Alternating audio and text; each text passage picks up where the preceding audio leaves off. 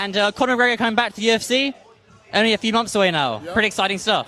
Yeah, we're like, what are we, 2 months away, yeah. What's the timing for that announcement?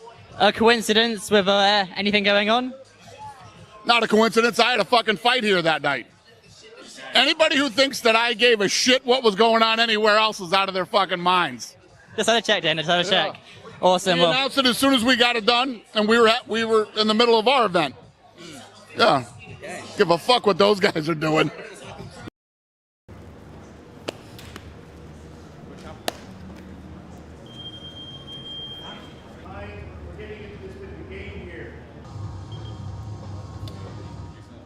All right.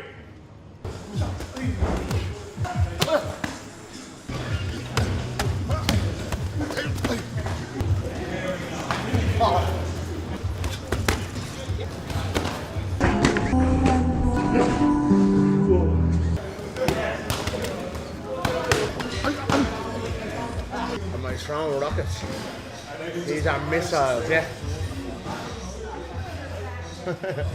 These are fucking missiles. Camp 100%. This is, yeah? We're going in here 100%. I'm going into this fight 100% Conor McGregor, not 92. 100% Conor McGregor. So it has to be really meticulous. We were right there with the last one. As a unit, we do it. Conor McGregor is preparing harder than ever for his long-awaited rematch against Max Holloway, and the entire MMA world seems completely obsessed with every move he makes right now. Every single day, new training clips, leaked sparring footage, analyst predictions, and heated debates continue flooding social media as fans desperately try to figure out what version of McGregor is about to return to the octagon. Some people believe this comeback will become another legendary chapter in Conor's career. Others think Holloway is about to completely destroy the final remnant of McGregor's old aura once and for all. And honestly, that uncertainty is exactly why the fight feels absolutely massive already. One side sees McGregor's power, timing, and confidence still being dangerous enough to shock the world under the brightest lights possible.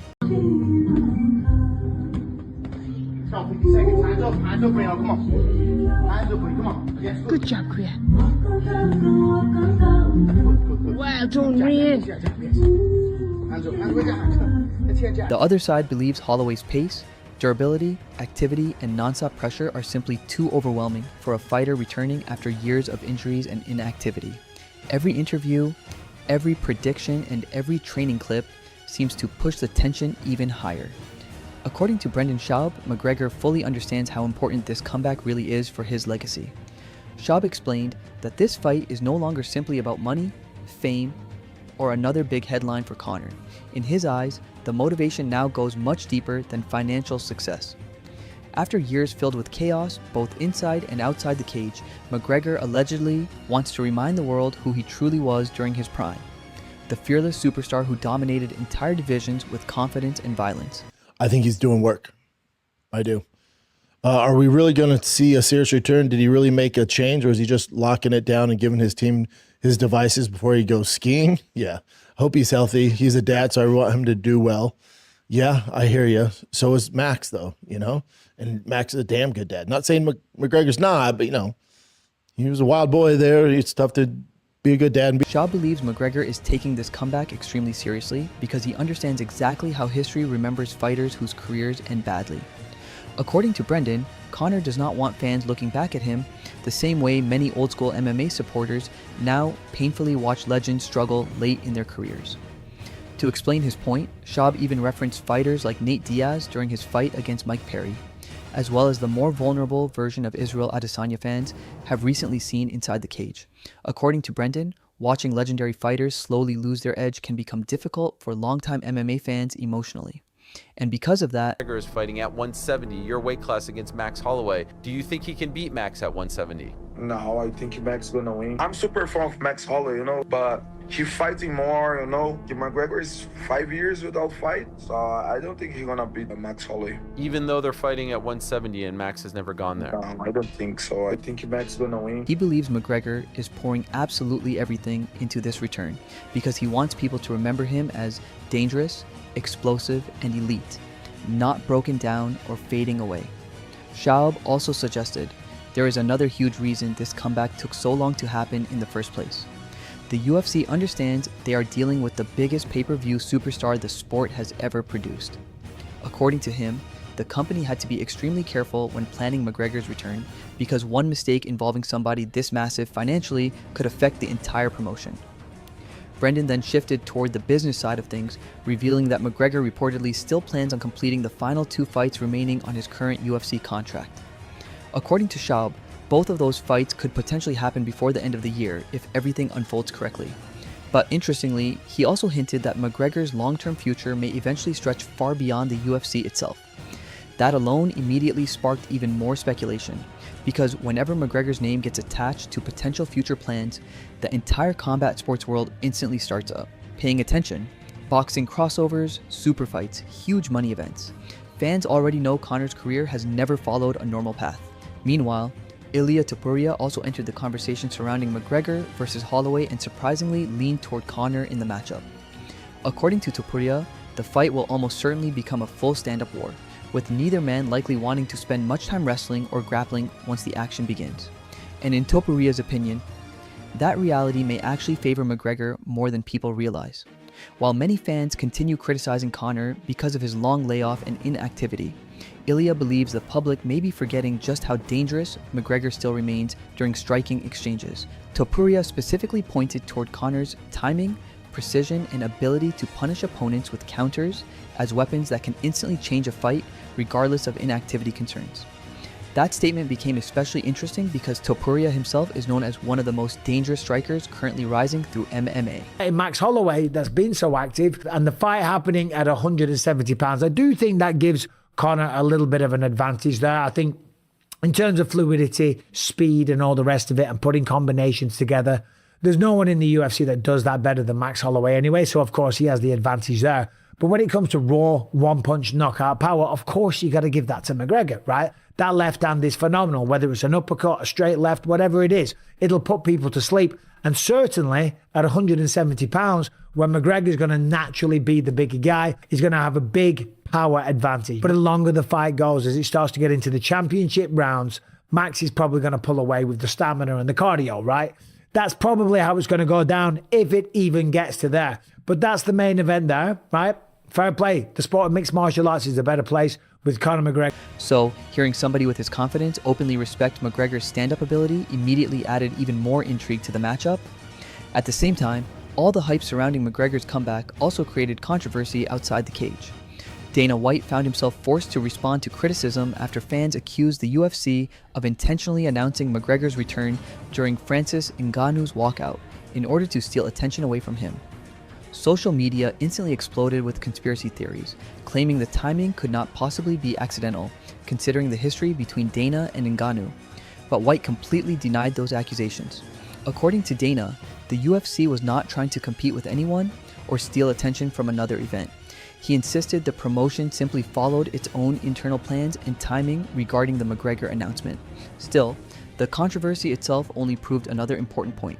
McGregor's name remains powerful enough to completely dominate MMA headlines almost instantly, no matter where or when news breaks. Then Luke Thomas brought up the question quietly sitting in the back of everybody's mind. Can McGregor ever truly recreate the unbelievable hype and dominance he once had during the peak of McGregor mania? According to Thomas, it is difficult imagining a full return to the era where Conor completely consumed the sport the way he once did. In Luke's opinion, I think Conor knows, like, the movie's about to end.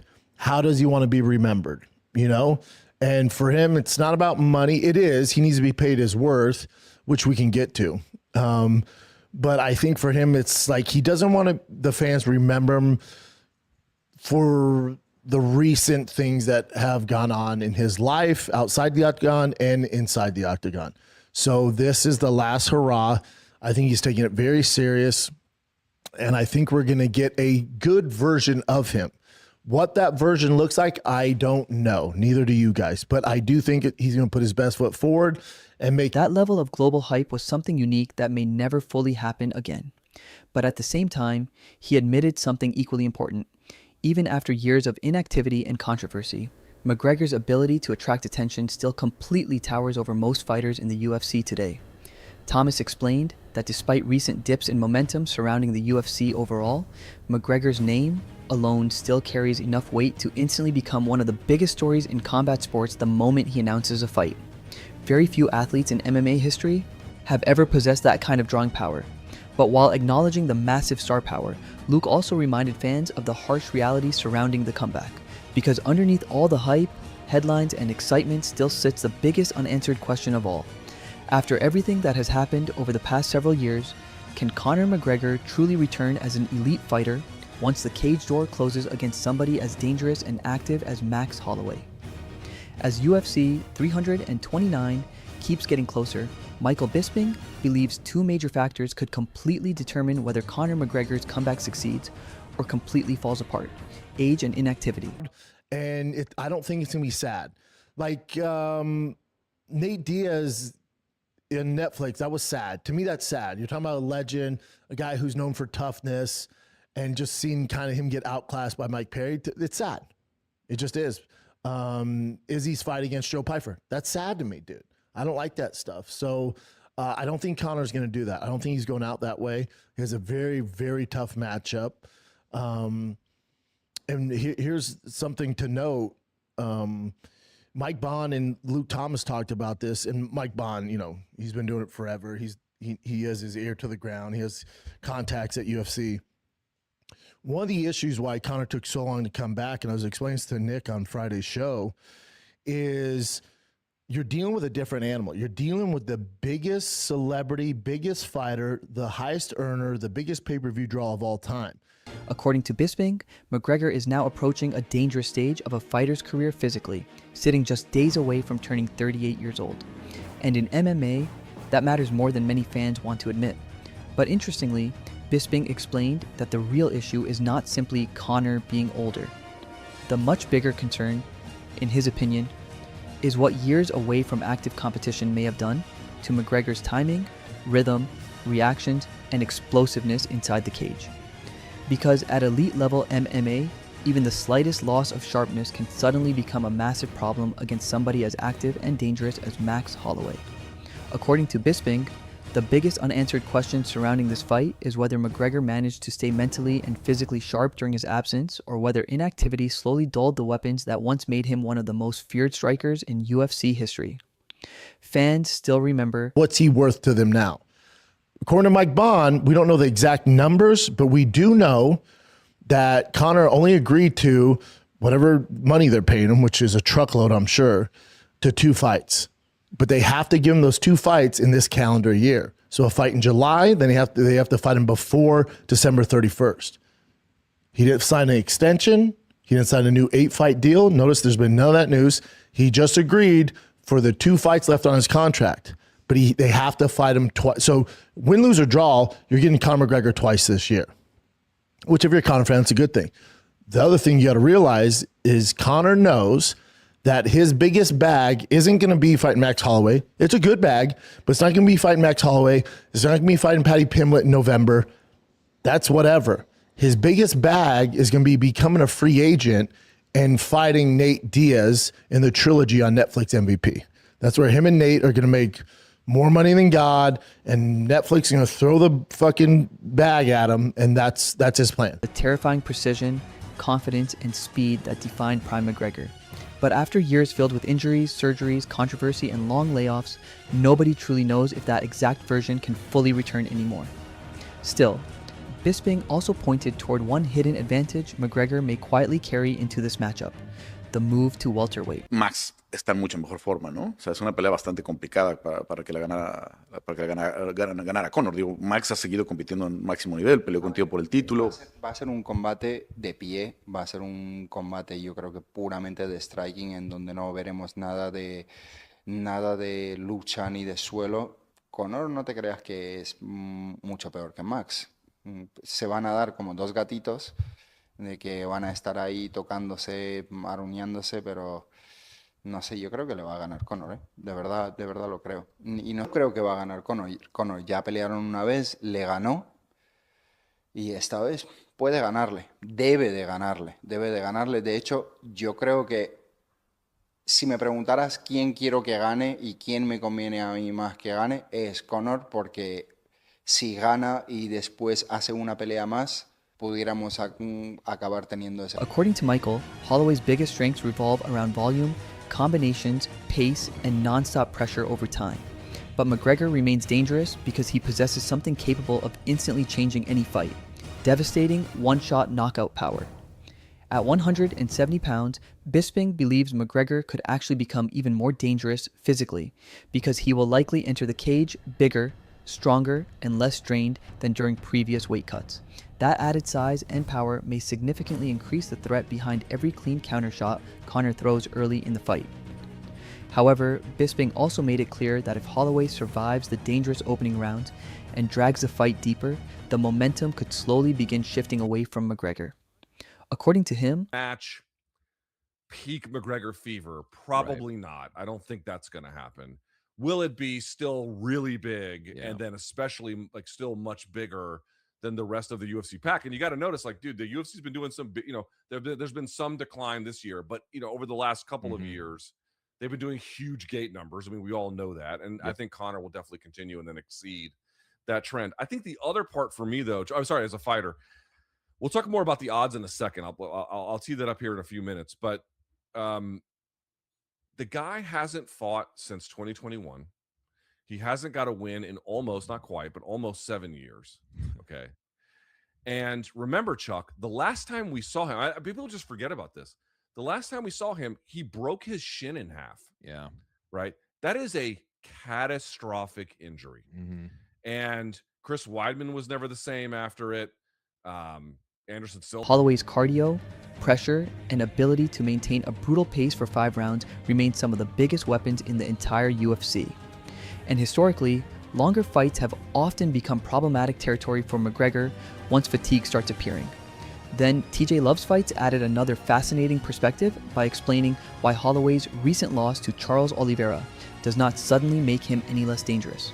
According to TJ, Holloway remains one of the toughest and most complete fighters in the lightweight division, despite setbacks, because his pace, experience, and durability continue making him a nightmare matchup for almost anybody. At the same time though, TJ emphasized that this rematch against McGregor is completely different from the first time they fought over a decade ago. Back then, happening on July 11th, which incidentally is 3 days before Conor McGregor's 38th birthday, okay?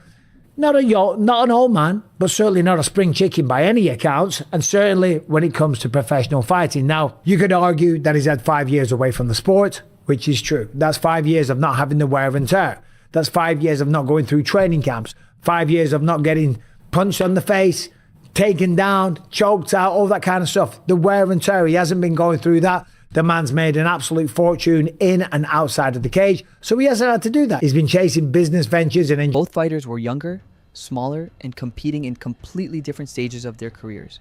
But now, in 2026, both men are entering a new era, physically and mentally, and the jump to welterweight changes the entire dynamic of the fight. TJ pointed out that McGregor already has previous experience competing at 170 pounds against names like Nate Diaz and Donald Cerrone, while also looking physically much larger in recent years. Because of that, many people no longer believe a return to lightweight at 155 pounds is realistic for Conor anymore. Meanwhile, Holloway enters welterweight territory for the first time, but TJ does not believe the weight jump itself will seriously hurt Max's performance. In fact, he suggested the extra weight could potentially make Holloway even stronger and more durable physically without sacrificing too much of the pressure and pace that define his style. At the same time, TJ warned that McGregor historically has not always looked at his absolute best at welterweight either.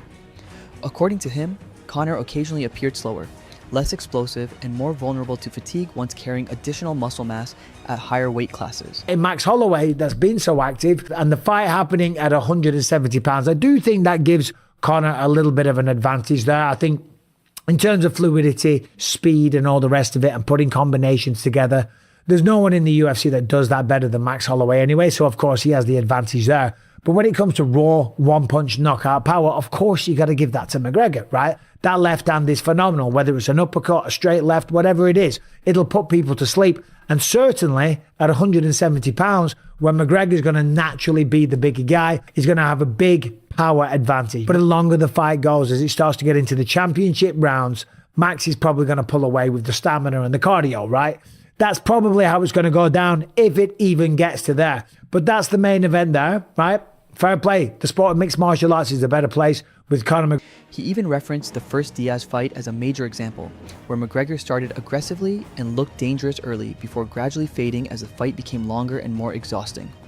Now at 38 years old and potentially carrying even more muscle than before, TJ believes some of those same cardio issues could resurface again if Holloway successfully drags the fight into later rounds.